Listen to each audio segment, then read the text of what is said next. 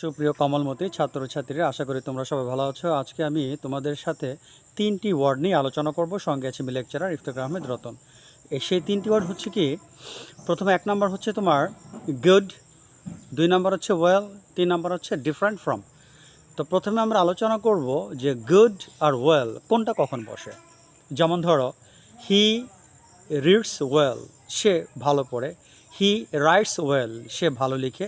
He does well in the examination, সে পরীক্ষায় ভালো করে। হি প্লেজ ওয়েল, সে ভালো খেলে। এগুলোর ক্ষেত্রে আমরা ওয়েল ব্যবহার করব, যেটা অ্যাকশন বোঝায়, যেটা কাজ বোঝায়। আবার ধরো, he is a good singer, he is a good student, he is a good player, এক্ষেত্রে আবার গুড হবে। তার মানে ওয়েল এবং গুডের মধ্যে পার্থক্য আছে।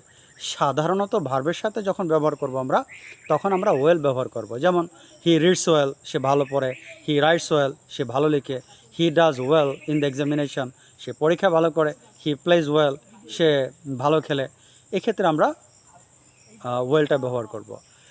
এবার আসো, গুড বললাম, he is a good singer, he is a good student, সে একজন ভালো ছাত্র, সে একজন ভালো গায়িকা বা ভালো গায়ক, সেক্ষেত্রে আমরা গুড ব্যবহার করব।